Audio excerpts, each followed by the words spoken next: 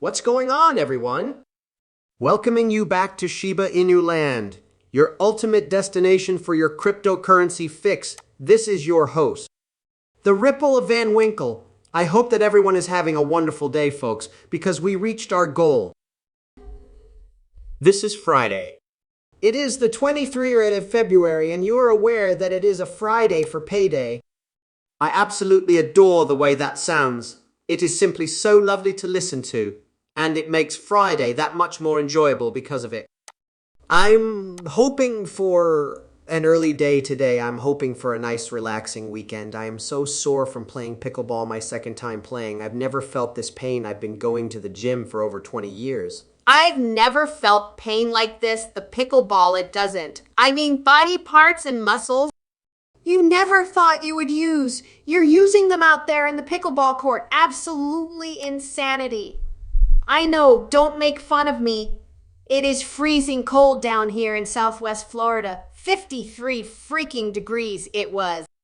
48 when I woke up. I'm not excited about that either as I sit here, my hoodie on and my hood pulled over my head and my legs are still shaking because they're so cold. But in this episode, we got to talk about Bitcoin. It's probably going to need some regulations in the near future, according to Mr. Donald Trump himself. We're going to talk about a theory because it's entirely on fraud. Then we're going to examine XRP and the largest holds of XRP, where the price of XRPs can go. And I got a special show coming to you at 1 p.m.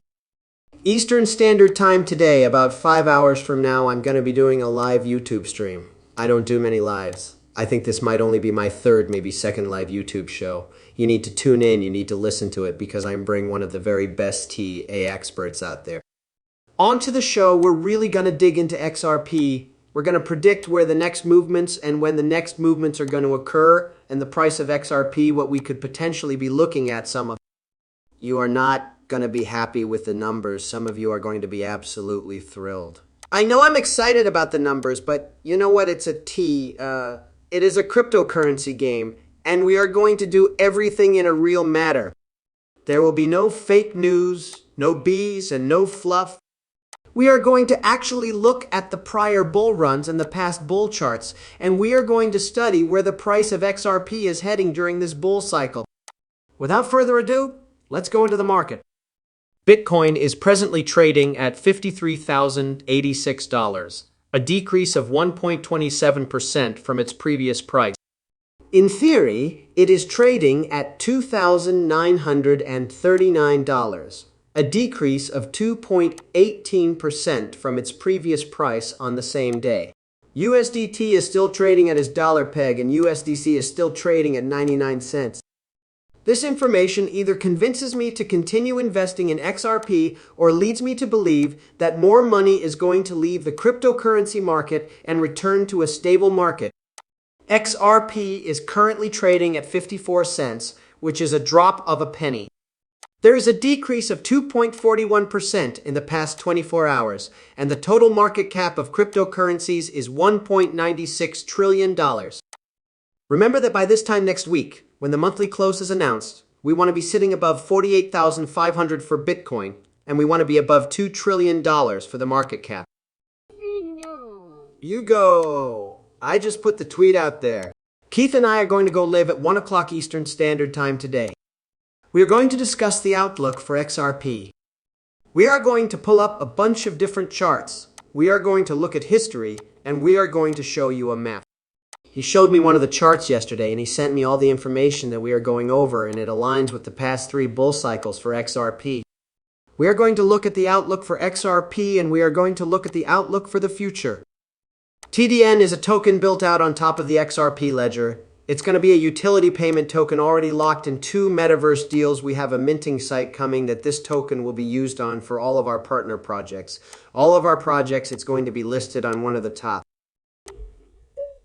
exchanges out there. We have a cool coin, maybe a Binance, a Bybit, Gadio, who, oh boy, we're going to get the token listed this year very soon. We're in final talks of these exchanges, but today, if you're looking to get in live Ethernefs, you get an NFT that contains the amount of tokens that you will receive. The cheapest one is $25. Look, let's go into this. $25 is your cheapest tier that's going to get you 5,000 tokens. Is it worth the risk? It is a fair launch. And there will Be no tokens that are allocated before this thing hits the market. I don't know what it means for you to decide, but this thing is going to be arriving to an exchange. Before the tokens are even distributed to the early customers, gold, bronze, and silver are all locked up here. You are going to want to make sure that you get your hands on some of them before they are distributed. According to Trump, Bitcoin has taken on a life of its own, and it is likely that we will require some form of regulation. When asked about Bitcoin before the South Carolina primary, Donald Trump responded, "I can live with it." He went on to say that he might meet with them. This may not indicate that his stance is softening in 2019, but he did say that he was not a fan of cryptocurrencies. He has stated in the past that he is not a fan of cryptocurrencies and that he believes that central bank digital currencies are dangerous. He also pledged that he would not allow them to be used if elected. We want people like them to get elected into office because they see the future of cryptocurrencies, and they say that they can live with it, which means that they know what is going to happen. Them is quite inspiring. We are going to see regulations on it because the Securities and Exchange Commission has failed to do their job, and I'll tell you right now that if Donald Trump is elected president, I can bet you anything that Gary Gensler and the entire SEC are going to be removed. There will be a complete shakeup within there because he is aware that they are sitting on the sidelines and not doing their job. Mr. Huber has released this incredible clip, and we are going to watch it.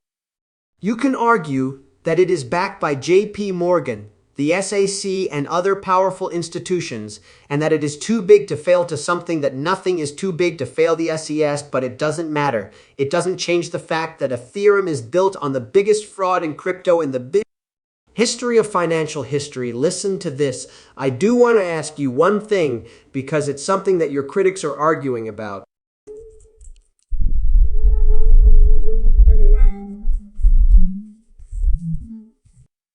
You can argue with how well it performs due to the fact that a large number of debts and projects are building on it.